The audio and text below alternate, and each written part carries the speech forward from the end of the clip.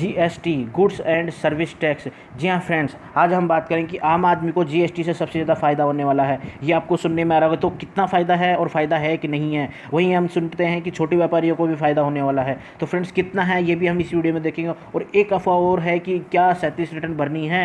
एक जो return file करेगा, क्या उसको वाकई में एक साल में 37 रिटर्न भरनी है, और भरनी है तो कैसे भरनी है, और भरनी नहीं है तो कितनी भरनी है, ये सब हम इस वीडियो में देखने वाले हैं। फ्रेंड्स रिटर्न भरना सिर्फ बताऊंगा मैं आपको, और ये सब कुछ क्वेश्चंस भी है, आपके सारे डाउट क्लियर हो जाएंगे इस वीडियो में। मैं हूं Tech N C YouTube channel से। फ्रेंड्स मेरा ये जो चैनल है, इसको आप यहाँ से ये जो सब्सक्राइब का ऑप्शन दिख रहा है, यहाँ पर क्लिक करके आप सब्सक्राइब कर सकते हैं, और इसके पास में जो बेल आइकन है इसको आप बजा सकते हैं, ताकि लेटेस्ट नोटिफिकेशन आपको पता चले। और वीडियो अच्छा लगे तो आप यहाँ पर क्लिक करके लाइक कर सकते हैं।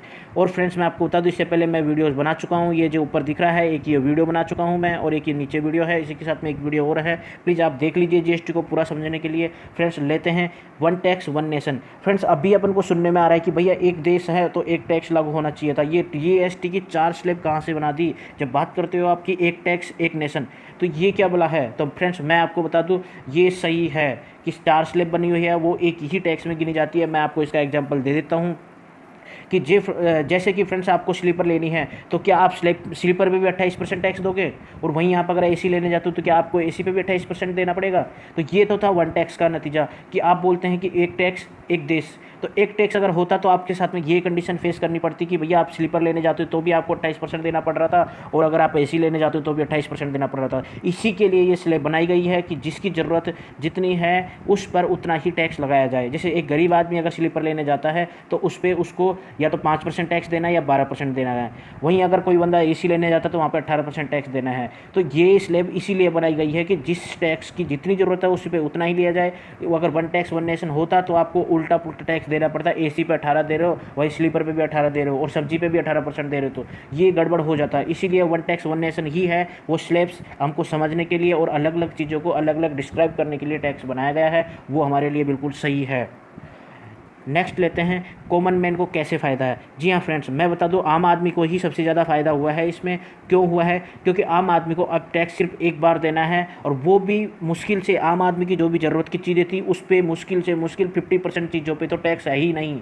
अब आम आदमी की जो भी स्लैब थी उसके अंदर 50% आटा, अनाज, दूध, सब्जी, ये ऐसी जो चीज़ें थी उन पर टैक्स नहीं है। जो खुले मार्केट में बिकती है उन पर बिल्कुल भी टैक्स नहीं है, जो आम आदमी की ज़रूरत की चीज़ें हैं। वहीं अगर बात करें 50% की, तो 50% पर भी मुश्किल से मुश्किल 5% टैक्स लगाया गया है, ताकि वो आम आदमी अब महंगाई के में नहीं आ सके और उसको कम टैक्स देना पड़े। और उसके बाद में अगर कुछ रह जाता तो उस पर सिर्फ 12% टैक्स होगा। इस तरह से आम आदमी को सबसे ज़्यादा फ़ायदा हुआ है कि उनकी जो ज़रूरत की चीज़ थी उस पर टैक्स कम से कम लगाया गया, या फिर टैक्स है ही नहीं।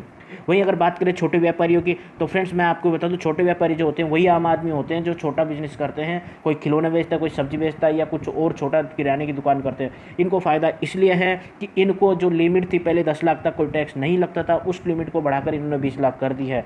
अब 20 लाख तक की जो एनुअली जो इनकम होती है, मतलब कि 20 लाख का जो टर्नओवर है इनका, 20 लाख का अगर बिजनेस करते हैं ये, तो उस पर इनको टैक्स नहीं देना, जीएसटी नहीं देना, और इनको रजिस्ट्रेशन भी नहीं कराना है। इस तरह से इनको छोटे व्यापारियों को और आम आदमी को इस तरह से राहत मिली है कि उनको ना तो कोई टैक्स देना है, ना जीएसटी में रजिस्टर करना है। वो अपना धंधा जैसे कर रहे थे वैसे करें। छोटे व्यापारी और आम आदमी को जीएसटी से बाहर रखा गया है कि वो अपनी ज़िंदगी जैसे जी रहे थे वैसे जिएं, और उन पर टैक्स का बोझ नहीं है। वहीं अगर बात करें कि व्यापारी का अगर बिजनेस अदर स्टेट में है तो उसको टैक्स देना पड़ेगा, और उसके लिए जीएसटीएन नंबर लेना पड़ेगा। तो ये व्यापारी के ऊपर है कि वो अपना बिजनेस बढ़ाना चाहता है तो जीएसटीएन नंबर लेना पड़ेगा। और अगर व्यापारी का बिजनेस साल का अगर 20 लाख से ऊपर होता है तो भी उसको जीएसटीएन नंबर लेना पड़ेगा। लेकिन यहाँ पे भी व्यापारी को फ़ायदा दिया गया है कि वो कंपोजिशन स्कीम का फ़ायदा उठा सकता है कि 1%, 2% और 5% की जो स्लैब बनाई गई है 3, उसमें से रजिस्ट्रेशन कर सकता है। जैसे एमएसएमई होते हैं, छोटा एमएसएमई है, उसका जैसे साल का टर्नओवर 20 लाख से ऊपर है तो वो 1% देगा, और मैन्युफैक्चर 2% देगा। वही होटल है और छोटे होटल वाले हैं जिनका बिजनेस 20 लाख से और 75 लाख के बीच में होता है, तो वो कंपोजिशन स्कीम ले सकते हैं, और उनको रिटर्न भी 3 महीने में फाइल करनी पड़ेगी, इनको रिटर्न भी नहीं भरनी है। और जो आम आदमी और जो छोटे व्यापारी है उनको भी रिटर्न नहीं भरनी है। अगर रजिस्ट्रेशन नंबर नहीं लेते हैं, कोई टैक्स नहीं देना है उनको, सिर्फ जो साल की अगर कोई अपनी इनकम का देता है, रिटर्न भरता है, वो भर सकता है। बाकी जीएसटी के अकॉर्डिंग कोई रिटर्न नहीं भरनी है। वही बात करते हैं कि रिटर्न कितनी भरनी है। जीएसटीएन पोर्टल पे रिटर्न जो भरनी है वो कितनी भरनी है, तो मैं बता देता हूँ फ्रेंड्स। रिटर्न तो सिर्फ एक ही भरनी है, 1 मंथ की, 12 महीने की 12 होगी और एक फाइनल सबमिट जो 13 होती है। टोटल रिटर्न 13 ही है। इसमें गलत अफवाह है कि 37 है, वो 37 किस तरह से है मैं बता देता हूँ, उन्होंने किस तरह से उसको रिटर्न मान लिया है। फ्रेंड्स हम बात करते हैं कि जैसे बिजनेसमैन टू कस्टमर की बात करेंगे, जिसके अंदर आता है रिटेलर टू कस्टमर की बात कर सकते हैं अपन। एक दुकानदार है, उसने कस्टमर को जो सामान दिया है उसकी रिटर्न कैसे बननी है। उसको जो भी महीने का उसका जो कारोबार हुआ है उसका सिर्फ उसको 10 तारीख को एक इन्वॉइस बना लेना है, एक उसमें बता देना है उसको कि महीने का मेरा बिजनेस इतना हुआ है कि 5% जो टैक्स लिया हुआ है उसके अंदर इतना 20,000 का सामान बेचा है, 12% पे इतने का बेचा है और 18% का इतना बेचा है। ये सिर्फ उसको इतना कैलकुलेट करना है और वो रिटर्न जीएसटीएन की साइट पर जाकर उसको भर देना है। सिर्फ इतना सा काम है उसका। 10 तारीख को उसकी रिटर्न सबमिट हो जानी है, सिर्फ इतना सा काम है। अब जो 15 तारीख को है सेकंड, वो क्या है वो मैं आपको बता देता हूँ। इस दुकानदार का नहीं है, वो है जिससे ये माल लाया है उसका। मतलब कि बिजनेसमैन टू बिजनेसमैन, B2B बात करेंगे उसमें, तो बिजनेसमैन उसका टैली करेगा वो कि जो मेरे से सामान लेके गया है, जिस बिजनेसमैन से ये सामान लाया है उसने उसकी जो सामान लाया है, जैसे 10 फ्रिज लाया है तो 10 की 10 उसने भरे हैं कि नहीं भरे हैं। अगर नहीं भरे हैं तो यही इस रिटेलर वाले को चेक करना है कि भैया मैं 10 फ्रिज लाया था, उसने सिर्फ 8 फ्रिज भरे हैं, तो इसको सिर्फ 15 तारीख को टैली करके 2 फ्रिज और ऐड कर देने हैं। सिर्फ इतना सा काम है इसका। बाकी ये रिटर्न ये नहीं भरेगा जिससे ये माल लाया है, वो भरेगा।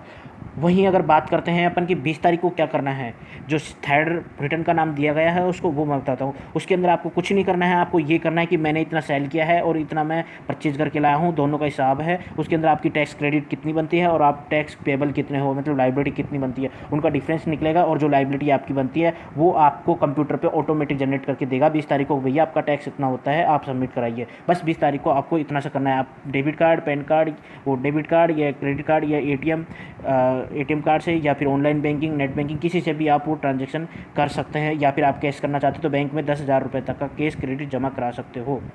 ये है रिटर्न का। इसके अंदर बेवकूफ़ बना रहे हैं वो लोग जो 37 रिटर्न का नाम दे रहे हैं। इसके अंदर आपको मैंने समझा दिया है, सिर्फ एक ही रिटर्न है, 10 तारीख को मेन रिटर्न है। अगर सब अपने अपने रिटर्न भर देंगे तो 15 तारीख वाली रिटर्न किसी को भरने की जरूरत नहीं पड़ेगी, क्योंकि वो जिससे खरीद के लाया है अगर उसने ईमानदारी से भरी है तो उसका सिर्फ टैली करना है कि 15 तारीख को जो मैं लाया हूँ और जो मैंने बेचा है वो बराबर आ रहा है कि नहीं आ रहा।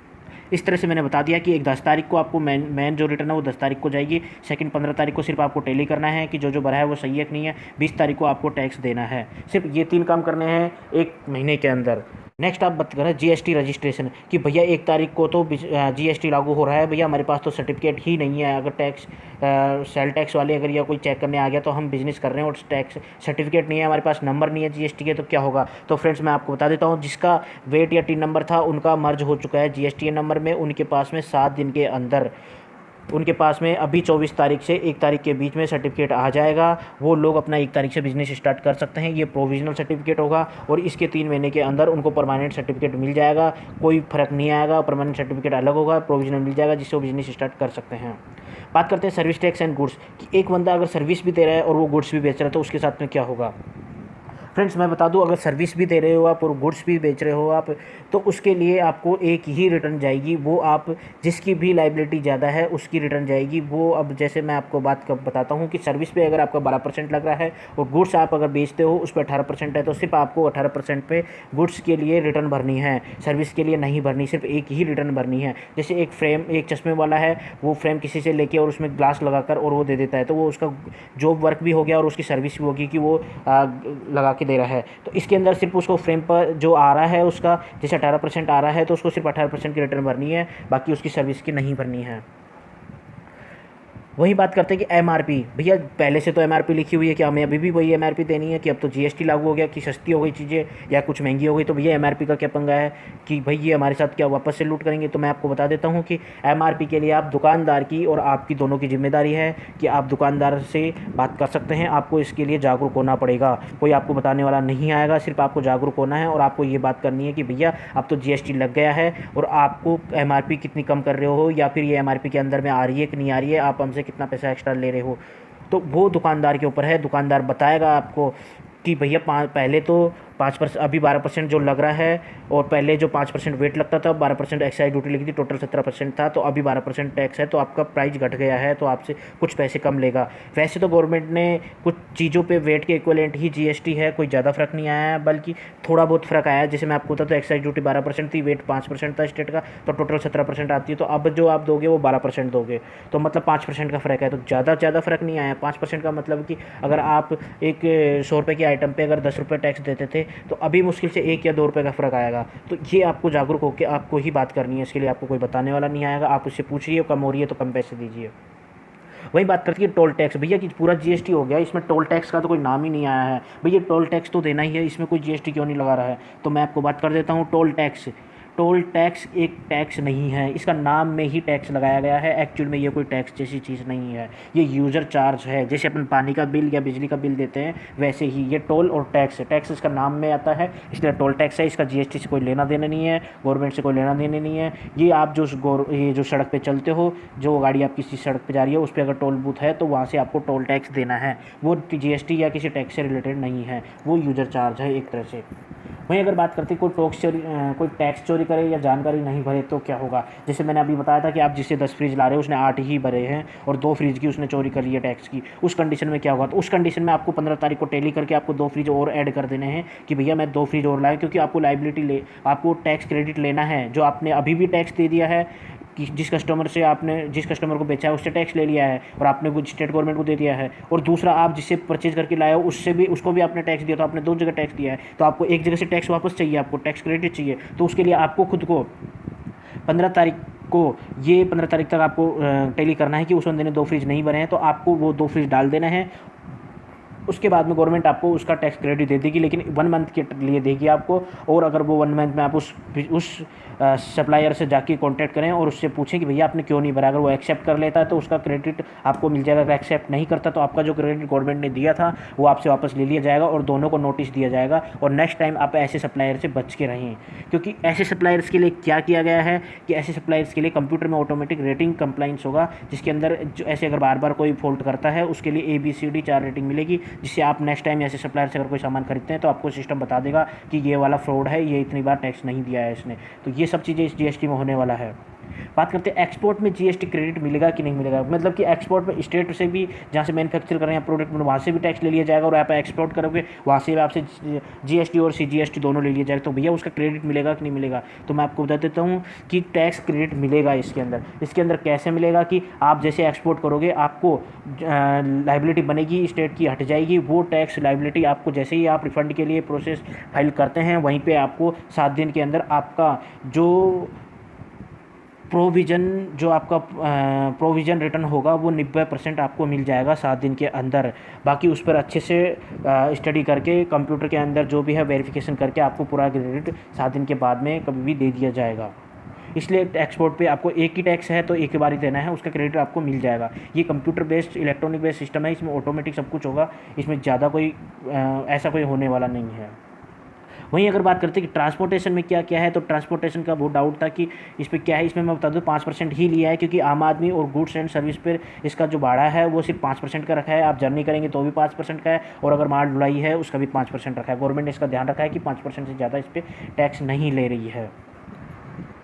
वहीं अगर बात करें कि भैया सब कुछ हो गया, लेकिन रियल इस्टेट का बताया नहीं है कि रियल इस्टेट सस्ता होगा कि महंगा होगा, और रियल इस्टेट में कितना फ़ायदा है, और अगर हम फ्लैट लेते हैं जीएसटी लागू होने के बाद तो कितना फ़ायदा होगा, और क्या बिल्डर कम करेगा। तो इसके लिए फ्रेंड्स आपको खुद को भी बिल्डर से पूछना पड़ेगा। मैं बताता हूँ कैसे, कि इस पर क्या होता था पहले कि जो सर्विस टैक्स था वो 4.5% था, और जो स्टेट वेट था वो 1% वेट था, तो टोटल 5.5% टैक्स लिया जाता था जब आप कोई फ्लैट खरीदते हैं। तो अब, और जैसे कर्नाटक की गवर्नमेंट है तो वहाँ पे 5% वेट था, तो ज़्यादा था, और अपने यहाँ पे 1% ही था। वैसे ही अब टोटल 12% सर्विस टैक्स कर दिया है, मतलब 12% फ्लैट पे टैक्स कर दिया है, जिसके अंदर मैं बता दूं माल, रोड़ी, बजरी, सीमेंट पे 28% कर दिया है। तो आपका क्या फ़र्क पड़ेगा इससे, मैं आपको बता दूं। फ़र्क ये पड़ेगा कि अभी आपको 12% दोगे तो आप बोलोगे कि महंगा हो गया, महंगा नहीं हुआ है। मैं बताता हूँ कैसे। आपको जिस बिल्डर से या जिस रियल एस्टेट से खरीद रहे हैं आपको उसको बताना पड़ेगा कि भैया मैं आपको 12% टैक्स दे रहा हूँ, तो भैया मेरे को फ़ायदा होगा या नुकसान होगा, गवर्नमेंट ने जीएसटी लगाई है उसकी टैक्स क्रेडिट क्यों नहीं मिल रही है मेरे को,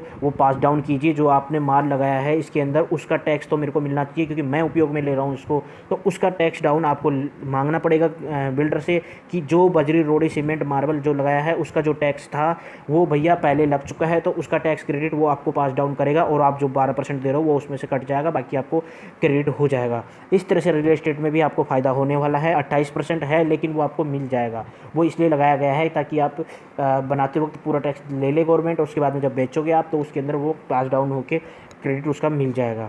तो इस तरह से फ्रेंड्स ये मेरी वर्कशॉप थी जीएसटी पे। ये जो मैंने है कुछ डाउट्स थे जो मैंने क्लियर कर दिए हैं, इस पर मेरे को नहीं लगता है कोई डाउट बचा है, क्योंकि मैं 4 वीडियो बना चुका हूँ। आप फ्रेंड्स अच्छे से चारों को देखिए, अगर कोई दिक्कत होती है तो आप प्लीज़ कमेंट कीजिए, और अगर कोई नई चीज़ आती है इसमें अब तक की मैंने सारी चीज़ें डाल दी है, अगर कोई चीज़ नहीं आती है तो मैं नया वीडियो बनाऊँगा।